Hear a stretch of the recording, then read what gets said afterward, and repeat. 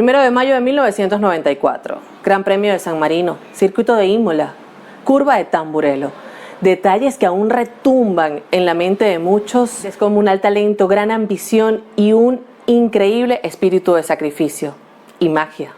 Hoy hablemos de Ayrton Senna.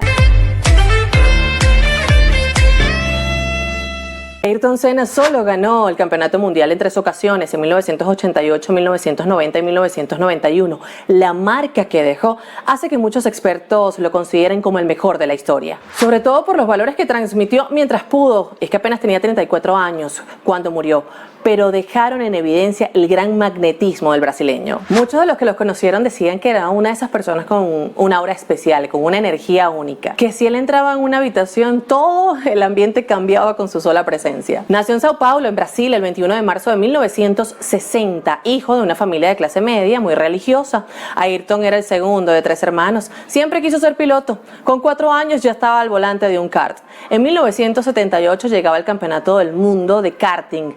Aquello era pura carrera, no había política ni dinero, era correr de verdad, solía decir Senna cuando rememoraba sus inicios. De aquella época le quedó la destreza para conducir con lluvia. Tras perder una carrera de karts bajo el agua, dedicó varios días a entrenar bajo esas condiciones. Pasó 3 años en Inglaterra y en 1984 entró en la Fórmula 1 con la escudería Toleman. En 1985 se fue al equipo Lotus, donde estrenó su palmarés en Portugal. Bajo la lluvia, Senna logró su primera victoria. Vendrían buenos tiempos, llegaron más victorias y en 1988 fichó por McLaren. Tenemos a los 2 mejores pilotos del mundo, decía un muy joven Ron Dennis en el momento que hicieron la presentación en el equipo del brasileño. Y es que el otro piloto de la escudería era el campeón del mundo, Alain Prost, un hombre al cual apodaban el profesor, por lo meticuloso, por la forma en la que estudiaba cada uno de los detalles de este deporte.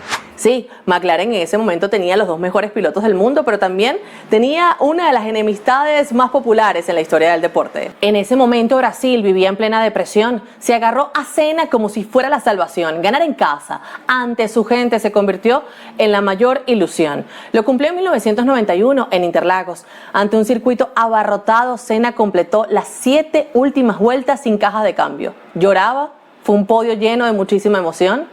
Llegaría a 1994 y se fue a Williams. Prost, antes de volver a compartir equipo con Senna, renunció el año que le quedaba de contrato.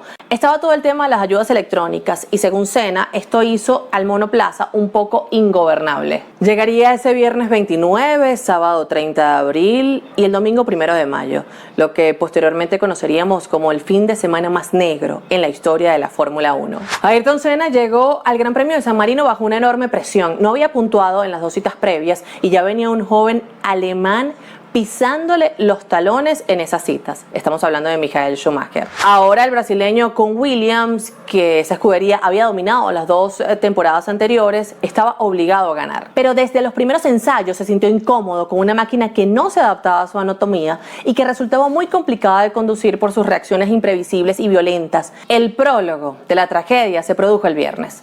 Durante los primeros entrenamientos, su compatriota y amigo Rubens Barrichello protagonizó un accidente terrorífico. Su monoplaza voló hasta estrellarse frontalmente contra una valla. Barrichello había quedado inconsciente y fue trasladado al centro médico del circuito, donde Senna fue personalmente.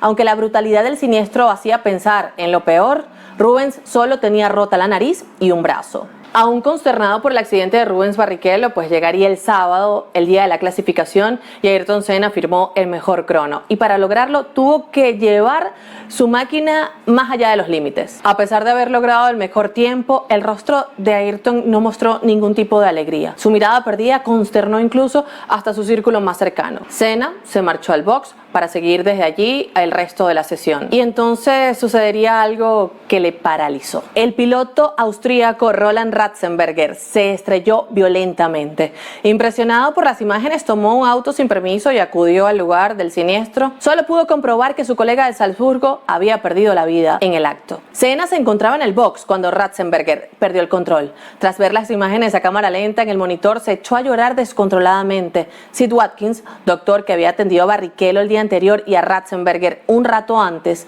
sin éxito, recibió al brasileño en la enfermería. Eran amigos. Le dio un consejo: Ayrton, déjalo. No corras mañana. Hay muchas otras cosas en la vida. Has ganado 3 mundiales. Eres el mejor piloto del mundo. No tienes necesidad de arriesgar ahora. Vámonos de aquí, vámonos a pescar. Ayrton le dijo, necesito continuar. Simultáneamente una ola de consternación recorrió todo el paddock. Muchos pensaron que no se debería celebrar la carrera el día siguiente. De hecho, estos 2 accidentes dejaban en evidencia que Imola no era un circuito que estaba apto para albergar un gran premio. Sin embargo, el show debía continuar.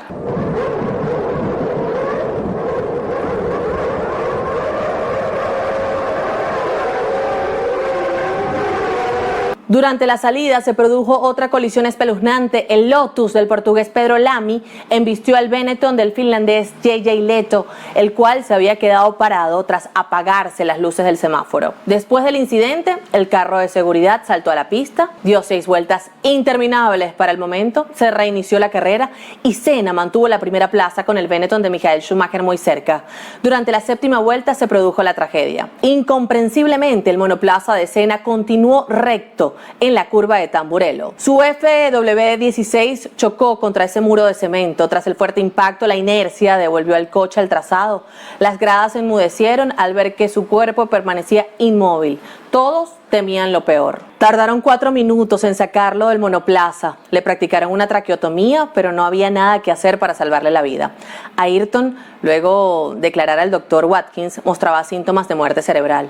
El médico de la Fórmula 1 recuerda cómo encontró al brasileño tendido en la pista. Suspiró profundamente, tenía la cara tranquila, parecía dormido.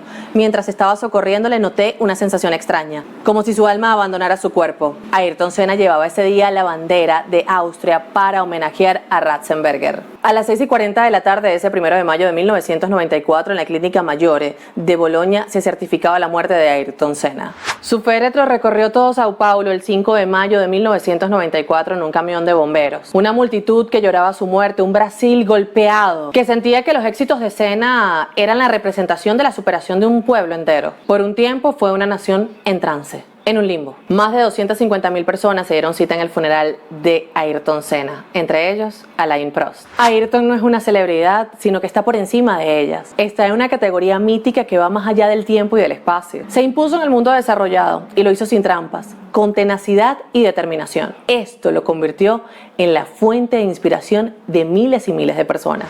Estas palabras de su hermana Vivian son las que me parecieron como más adecuadas para terminar este Hablemos de. La historia de Ayrton Senna siempre me ha parecido fascinante, más allá de lo que logró en las pistas, el aura mística que de verdad siempre lo rodeó, todo lo que hubo alrededor de ese fin de semana, tantas premoniciones. Él era un hombre muy religioso y muchísimas veces también hubo varias cosas a lo largo de su carrera que también me llamaban mucho la atención porque parecían inexplicables. El mito de Ayrton Senna, la leyenda de Ayrton Senna, cuántos niños hoy llevan su nombre en su honor. Y lamentándolo mucho, pues se hizo cada vez más grande luego de este fatal accidente. De allí en adelante la Fórmula 1 tomó acción en la parte de seguridad, algo que Senna tenía previsto hablar con el resto de los pilotos luego de esa carrera, porque sentían que la seguridad de los pilotos no era prioridad para la Fórmula 1. Fue un hombre que cuando le tocó defender ante los organismos pertinentes al gremio de sus colegas, pues lo hizo de una manera muy determinante. Lo cierto es que de allí la Fórmula 1 llegó a hilvanar cerca de 20 años sin ningún tipo de accidente mortal. Así que muchos atribuyen a ese fin de semana tan fatídico, a ese fin de semana donde incluso hasta por ley se debió haber suspendido la carrera del día domingo, que la Fórmula 1 haya tomado acciones donde pusiera por encima de todo la seguridad de los pilotos.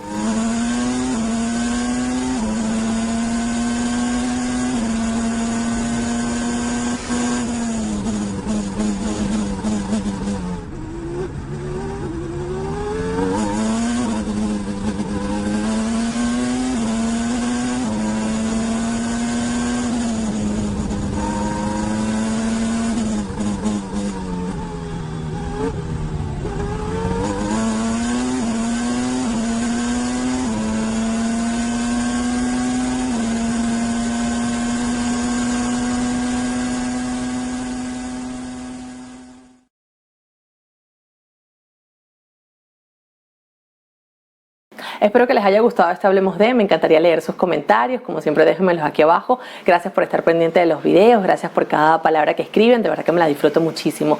Así que, bueno, los espero en los comentarios. Un beso grande y nos vemos en un próximo Hablemos de. Bye.